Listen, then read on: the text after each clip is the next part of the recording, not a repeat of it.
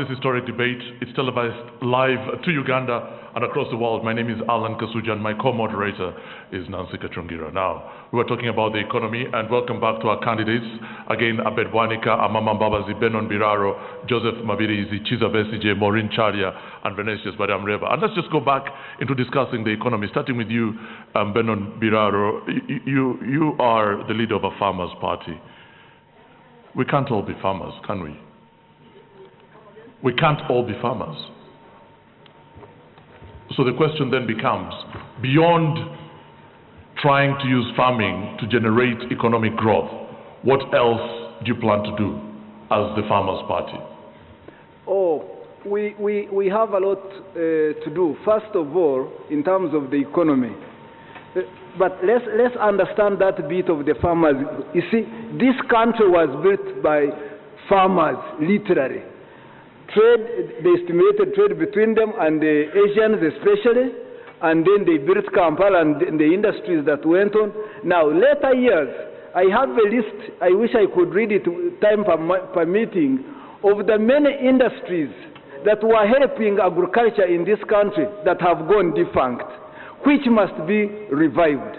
But secondly, I looked at it and I said, what is the key that can start this whole economy running so that we have the farmer buying from the traders, then the traders buying from industry.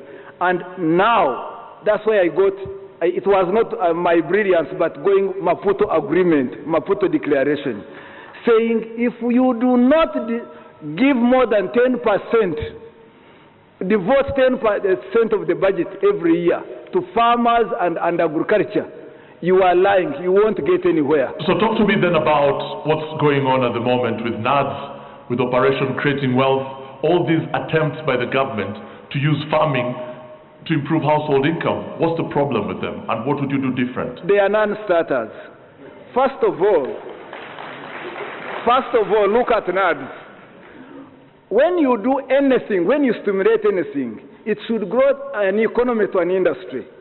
I come from Isinjiro.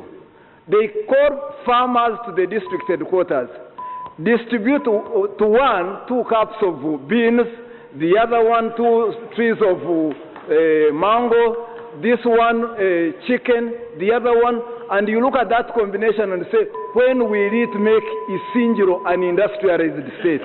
My approach is,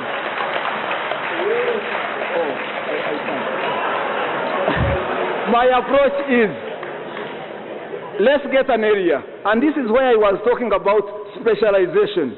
If you went through Nakasongora area, you see them growing a lot of trees and they come out well.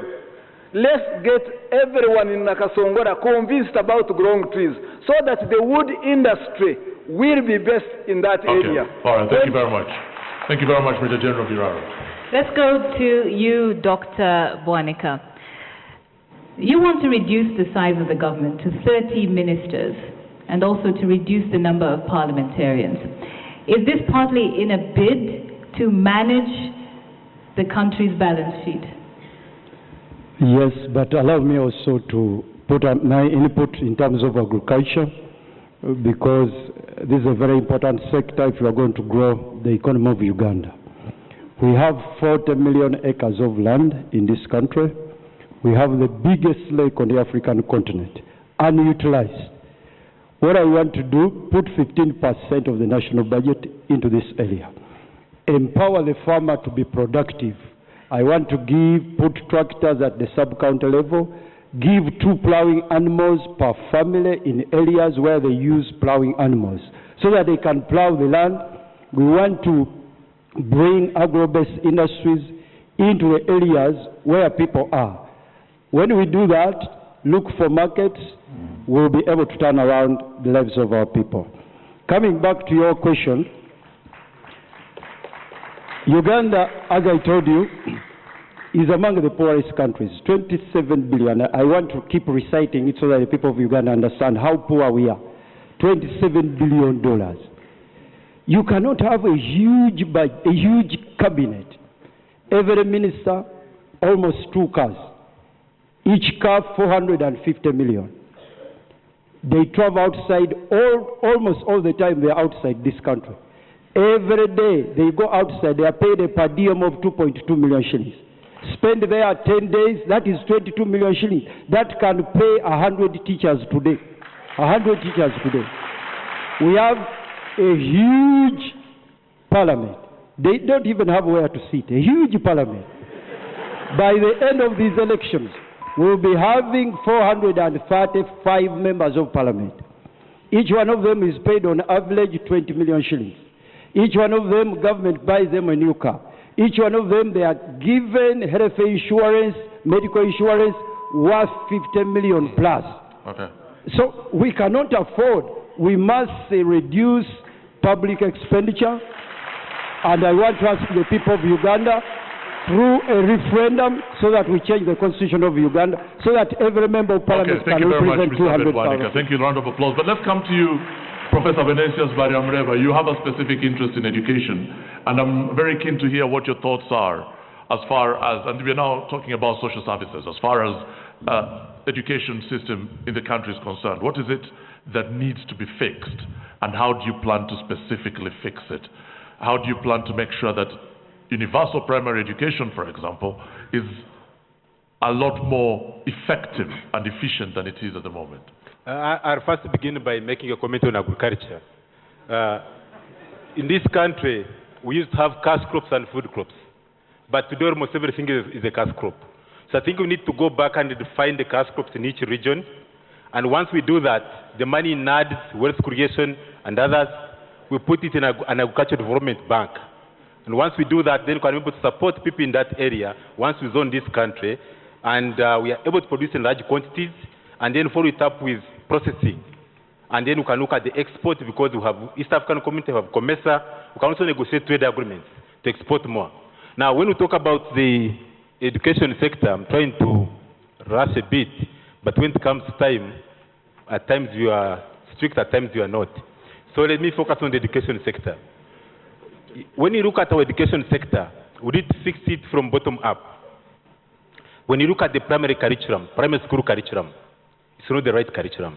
That's why most people who have money are taking their children to international schools. So we need to fix the curriculum, but also we have what we call education standards. The standards are there, the quality assurance policies are there, but we are not putting in the money. And that is why I propose to put 20% of the national budget into education, so that we can be able to meet those standards. But then there's also an issue that some people will say the allocation of the funds is not really the problem. The problem is the implementation rather than the allocation of money. But now we have both. The money is insufficient. Like if you look at the 2 trillion shillings, which is 8.7%, if you divide it among the UPE students, each student gets 102,000 Uganda shillings per term. That's not enough, but the education sector is more than just UPE. You have secondary education, you have vocational, you have university, you have research institutions, and so on. Do you think that the university students in this country should be supported in their bid to get an education by the states? Definitely. When you support university students with loans, then the universities will be able to set realistic fees. Where does that money come from? How do you generate it? The money. To pay for that cost? No, you see, when you give out loans, the loan remains the loan. So we only, for the first 3 or 4 years, the government will be putting in money, but you'll start getting it back when they start working. And that's why we have to focus on improving the quality of education. Once people have skills, getting jobs is easy, like I said much earlier. So we'll be able to grow the private sector, we're able to create jobs abroad. Like if you look at America, Europe, they have an aging population. So we can have Ugandans here, like I told you earlier, working for America, working for Europe. And it works because even as of today, if you go to Europe... finish that thought and then we'll continue. Finish your point, sir. Okay, I'm saying that people can work at home for 1 day a week, 2 days a week. So it means that the systems are okay. So you can be based in Uganda and you work for a company in America. Thank you very much. Ms. Chalya, there is some concern with regard to the quality of our education in this country. Some are concerned that the skills that people learn in school do not necessarily translate into skills that are useful in the current economy. What 3 subjects do you think are most important for children to be learning in school? First and foremost, the grounding of a child is very important. Sorry, could you just start with what 3 subjects you think are most important in the current economy? I've heard the question. Can I please answer how I would wish to answer, please? Thank you. First and foremost, the grounding of a child is very important. When I was a child in this country, the national language was Luganda. So from nursery up to P3, we studied Luganda and then went on to study the foreign languages, which is English. And what that did is when we got the English, I'm sure I'm not speaking broken English, and I easily learned French and I can easily learn any other language because the foundation is very strong. As it is now, right from nursery, we are teaching children English. Now, with all the respect, English is a foreign language, and it does not go well with our traditional languages. So communication becomes impossible right from the beginning. When it comes to choosing the subjects, again, this government has decided, everybody is a scientist. Actually, if I study now, I wouldn't even have my first degree. I'll finish in senior 4 because I've always been an artist from birth until now. So the natural talents of the Ugandans have not been considered. So I would make sure that, 1, we go back to the assessment of a whole child, a holistic child. Who is this child? Whether they are disabled, or they are artistic, or they are scientists or artists, can we please encourage them to actually build up those skills and start at a very early stage? During my time again at school, we used to develop our debate skills, for instance, and I can talk and earn a living from it. Education is not just about passing exams, but the education system in Uganda has gone completely down because, 1, we are just focusing on academic intelligence. And the crisis with it is there is a very huge gap now between the uneducated and the educated, because they think they know it all, yet all they have is theories, and they don't have the slightest idea how to do anything in the country. So I do feel that as a nation, education is not just about input in the head. It's about the skills you pick up as you get along, and that is what I'll be focusing on. Thank you. And Dr. Besigye, I'm very keen to hear about what you do about hospitals like Abim Hospital, which you visited. Because the fact of the matter is, whichever country you go to, you will still find dysfunctional hospitals. Or are we saying here that Abim Hospital, that Uganda is made up of so many Abim hospitals and something needs to be done about it? But the key question again is, how do you plan to address that issue? Thank you very much. Thank you very much. And, I'd like to first flip over to my earlier pet subject of the foundation of our country. Because all this trying to fix their beams on the basis of a faulty foundation will not work. We simply must get the question of the system of government, the accountability of government, the transparency in the government. We must have it correct, the foundation. Because otherwise you can put money and it will be just flowing down the drain. So first, as a constant, we must have strong institutions and strong systems of accountability. And having said that, in terms of fixing our health system, we must first increase expenditure. Our expenditure in health is completely below the level that could make sense. At the moment, we would need to spend indeed about 15% consistently for about 5 years to come to some reasonable level of service. But just how do you fund that? I'd like you to bear this question in mind as well as you answer. Yes. How do you fund that process of putting more money into the health sector? Yes, I'll shortly turn to that. Now, the ABIMs have also another side of them, of having a lot of our people who are sick from conditions that would otherwise not be there. Most of the conditions you find overloading our curative health system are preventable conditions. Our country needs to focus and refocus on preventive health care to make sure that our people have health education we must re-emphasize health education right from the primary school and the family. Health education, hygiene, nutrition, and so on. We must emphasize preventive health so that we reduce the burden on their beams. And if you increase expenditure on their beams and fix the infrastructure, the physical infrastructure, fix the question of staffing, which must include training, retraining, and fund and payment, motivation, okay. Yeah. then we can be talking about starting to fix the healthcare system. But it's quite obviously a big and comprehensive subject that cannot be covered in a few sentences. Thank you. But funding is critical in healthcare. Let's go now to Mr. Mabirizi. Uganda achieved 33% of the targets set out in the Millennium Development Goals, with most progress under Goal 1, which was to eradicate extreme poverty and hunger. We now have the Sustainable Development Goals, and eradicating poverty is one of the most important things of those 17 goals. What is your strategy to make sure that that is achieved? My strategy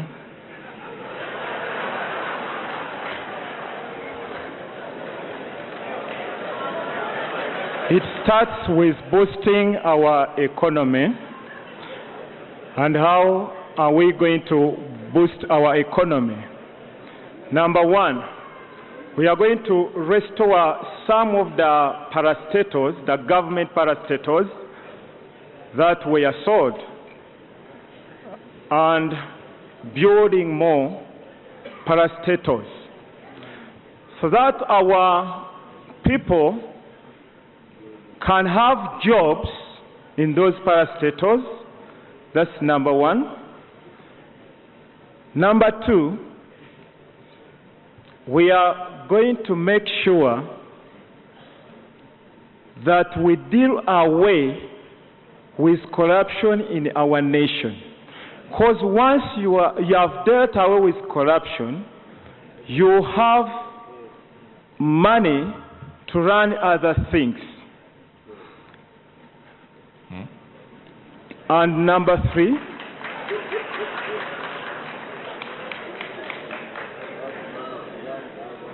we are going to make sure that there is a very good relationship between us and other countries, whereby for every Chinese or an Indian who is working here, we must have a Ugandan working in China or India.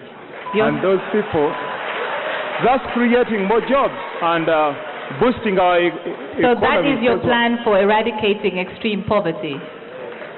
Yes, because people are earning, are living now.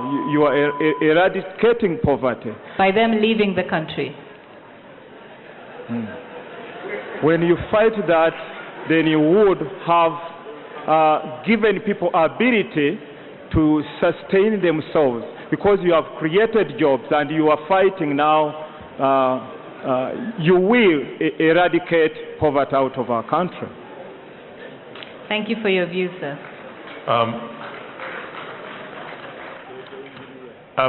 Major General Biraro, I'm very keen to hear about your plans for young people. And how do you turn the fact that Uganda is one of the youngest populations in the world into a demographic advantage rather than a problem? And again, I'd like to tap into policy issues rather than broad statements on creating jobs and things like that. I'm really keen to hear what specific action you take to turn this massive demographic into a dividend. Thank you. The big demographic figure is not a bad idea as of now, because you would be worried if that population was old and then you had issues of health and whatnot. The main challenge is preparing this population for employment, skilling them. That's the big thing, so that they can be competitive, they can earn money, that's where the problem is. There is medium term, short term and long term, but I don't want to rush into those. I just wanted to say what we have put in our manifesto. For instance, number one, we created a project called Lift Uganda, which was supposed to, that stands for Local Investment for Transformation. And in creating that, we looked at Uganda. 38%, 12 million, live below poverty level. 15 million peasants, but 7 million Ugandans can do something. And I worked out a comprehensive plan, gave it to universities, gave it to government. Other governments from outside wanted to work with us to mobilize $3 billion every year internally to invest in all areas, including youth employment. We would provide 500,000 jobs a year. The president of Uganda said, oh, this is a wonderful thing. Let us forget about those countries abroad. Let us start it here. I said yes. He took 3 years to answer my phone calls, and other countries lost interest. But I was not discouraged. I included it here. But other things that I will do, among the youth especially, I will skills development, because this is where China did a very big thing. Skills development in schools, in secondary schools. The next one is talent development. Ronaldo Messi and Yaya Toure can, their 1 week salary can pay for the cabinet of Uganda for 5 months. So why don't I start those schools? And it will be my priority to ensure that we start those schools. Thank you, sir. Honorable Mbabazi, some 39% of respondents in a recent Afrobarometer survey who had contact with a public clinic or hospital said they had found it difficult to obtain medical care needed. And this is an issue that is definitely on Ugandans' minds, healthcare. What are you going to do as president that you have not been able to do in your previous positions in government? What will be different? What would be different is that I would be president.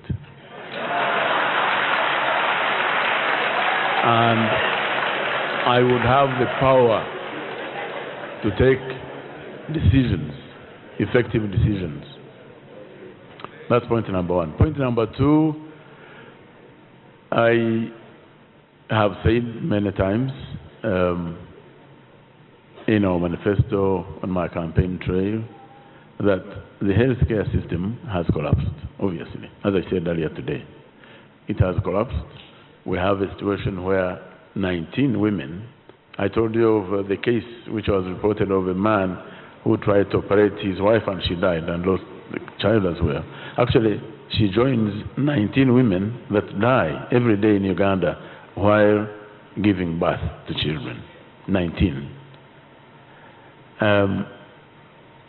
My idea is that we must move away from what we have today in Uganda, where our hospitals are just fixtures, buildings.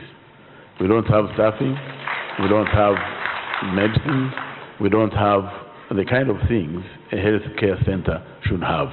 So what we will do is concentrate on the things we are able to do with the kind of money we have, make sure that we have staffing. We have talked about raising the remuneration of health workers so that they are able to work, to concentrate on their work.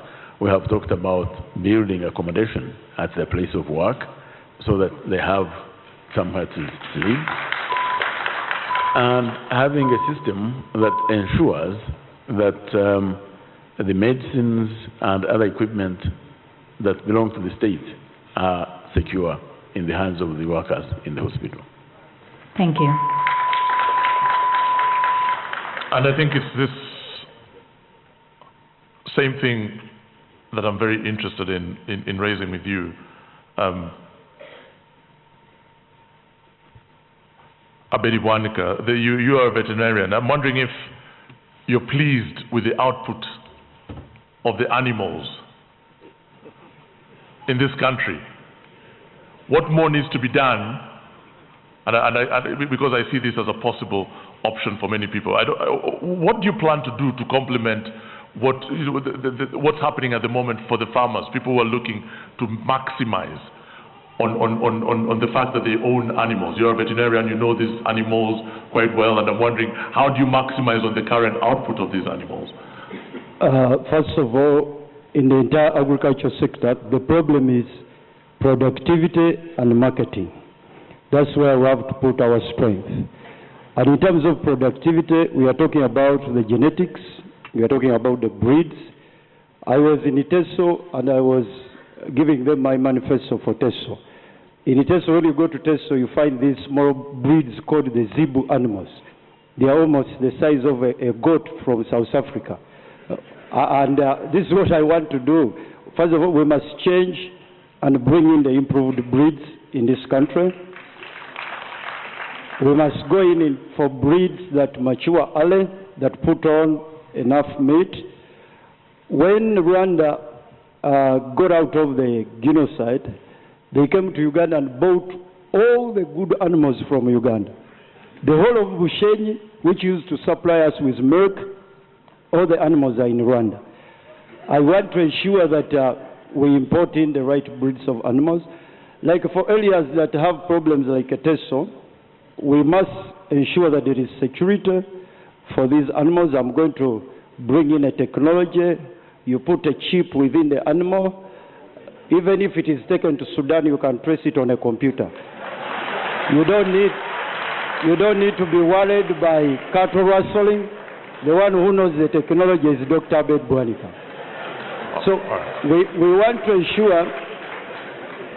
ensure that the farmer is empowered. And in terms of the animals, we are also talking about the fisheries in this country. Right now I'm in Lake Victoria and I'm doing fish farming in Lake Victoria. I have cages down in Lake Victoria. We import cages from China. We import food from Mauritius. And we are using cages 6 by 6. Out of this cage, you can harvest 7 tons. 7 tons. And you can make on average between 10 to 15 million per cage. You can put 1 million cages in that lake. What we need to do, build a factory here that manufactures the cages, build a factory that manufactures food, empower the people of Uganda to go in the lake and use the water. Okay. All right, just before we go back round and continue this conversation on social services, I'd like to ask one, just so we have some idea of where you stand on this.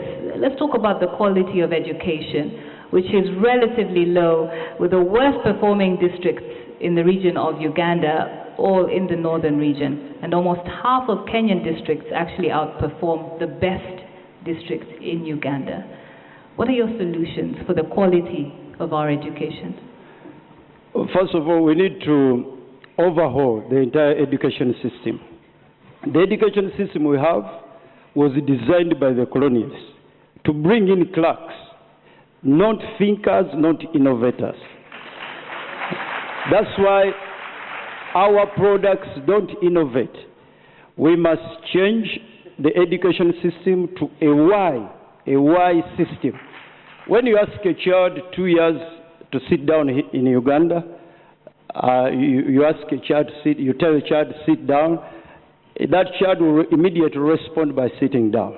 In the Western world, if you tell a child to sit down, the next question will be why? Why? That why question was killed in our minds.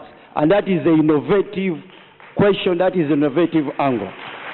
We must ensure that right from the kindergarten, our education system is changed to a Y system. Secondly, my child, I have my youngest child is 5 years, leaves home by 5. You can imagine, leaves home by 5, a child of 5 years. We want to reduce the amount of time a child spends at school, because we understand it is not only school which is the center of learning. We must give time to other centers of learning in this country. We must ensure My program is to ensure that we build a government secondary school and a technical school in every sub-county so that students, even in the rural areas, they can access quality education. Today, if you want to pass, as you have rightly said, you must come to Wakiso, you must come to Kampala, you must go to Masaka, which is my former district. We want to give opportunity to students in Amudat who go to 1 first grade.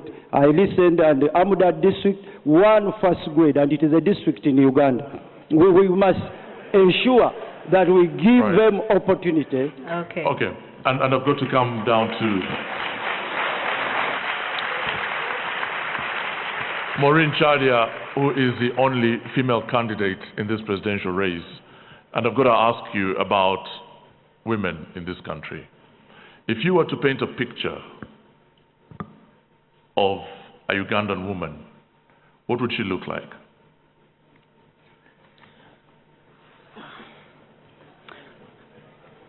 She would be equivalent to 9 men, 9 Ugandan men, very oppressed, too overworked.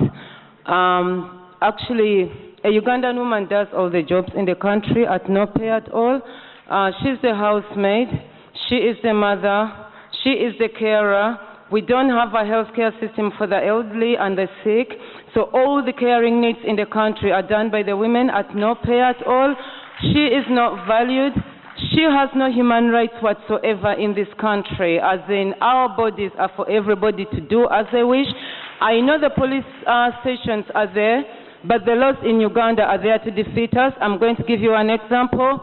We have a defilement law that says that if a parent defiles their child, the punishment is death. And actually, Uganda is based on the father. Each father will have 10 children, possibly 4 wives.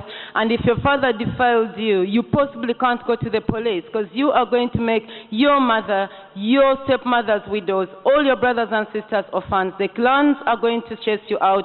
So all the time we're actually living in fear. We really need a balanced ground, actually. And now that you have asked, I would like to pass on my message to this government that we women are Ugandans and should take part in elections, because part of the problem is we are not entitled to any wealth. But when the government comes up and says that to take part in a presidential election, you must pay 20 million, we are not supporting you. That is discriminative against every single woman in Uganda, because we're inherently and extremely poor in this country. But if I was speaking for the government, I'd say that, hold on a moment, we've had a vice president that's a woman, the speaker of parliament is a woman, we have female ministers in cabinet, and it is, I would say again, I'm assuming that I'm saying Opono Pondo, that we are indeed doing as much as we can to improve to improve the position of women in the country. Is that something that you'd agree with? Can I just say that you're actually talking about dummies, as in they are appointed just for the sake of having names? Because let me explain myself, if those women in power were actually entitled and given their rights, I would not be standing here. Because the person who was supposed to stand here is Right Honorable Rebecca Kadaga, and we all looked forward to her being here. But they are crushed. They are not allowed to do anything in this country. Right now, State House does every single job, male or female. You can't talk about a minister in this country. All the business is done in State House by State House officials. I've been a State House official, and I'm talking out of experience. We don't have any management in this country. Not at all. All right, we'll have to move on to our next candidate, Dr. Kiza Besigye. FDC cites the low numbers of women in elective positions, we'll stay on this topic, and claims to do different when in power. What is different when women in your party are still represented in the Women's League and the highest ranking offices, like party president, party chairman, secretary general, and even flag bearer, are all men? How different will the government look? Thank you. First of all, the looks of government can be very deceptive. you can have, looks indeed that don't equate with power. What we would like to do, and this runs throughout all the policies of FDC, is empowerment of women right from the grassroots, so that we have empowerment through education, empowerment through access to economic opportunities, empowerment through access to land property, so that they have the ability to make decisions. Otherwise, tokenism of appointing people to certain offices really does not solve the question of empowerment of women. And so we are focusing on the structural improvements, budget, to make sure that in budget allocation is targeted to the development of women and women needs, to make sure that the gender gap is narrowed, but not the tokenism of appointments. What about you, Mr. Mabirizi?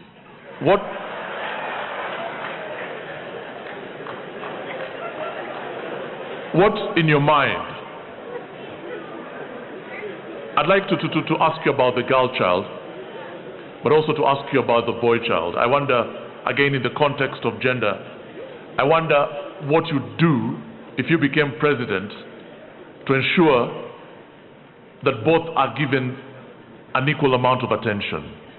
I don't know what your opinion on what's happening now is and what needs to be done to improve what's going on. We shall make sure that women are represented at every level. Of what? They should be given positions on every committee from up to down there. Where? When I talk about up to down, women must be represented in Parliament. Women must be given jobs equally. Women are already in Parliament. Yes, they're already there. But what percentage is there? So I'm talking about being represented from the bottom.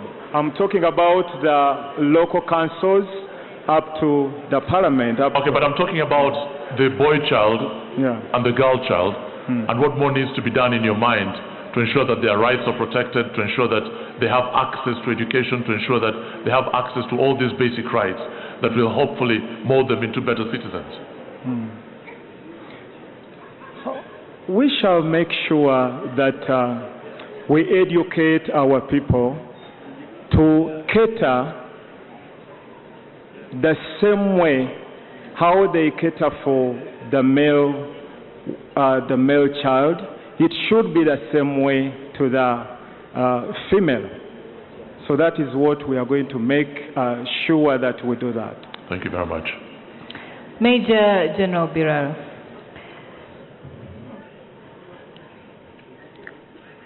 The Army has taken over the National Agricultural Advisory Services, one of many failed agricultural programs.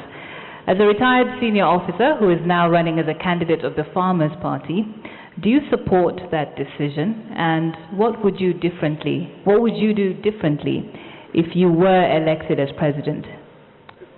First of all, it was a disaster. I can't imagine that if we have problems in defense, we will take farmers there. It was totally, but the government was trying sort of a backlog of issues in the Ministry of Defense. Many officers lying there without jobs, without employment, without earning. So they used that to call it an agricultural boost. But look at it.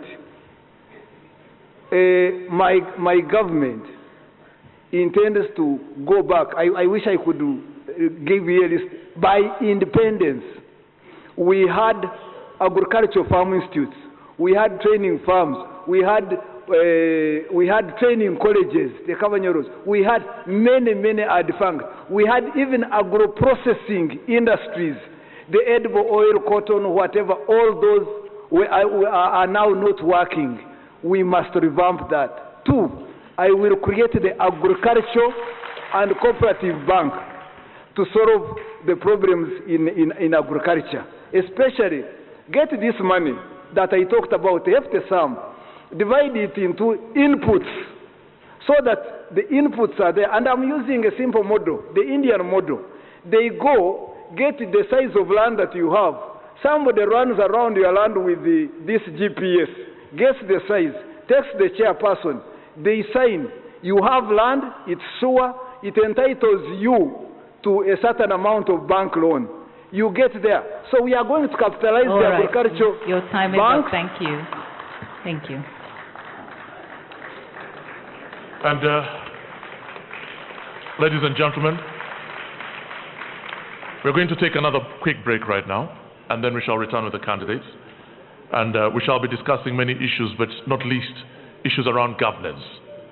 What are their plans with governance? And we're talking corruption and the rule of law next. Stay with us.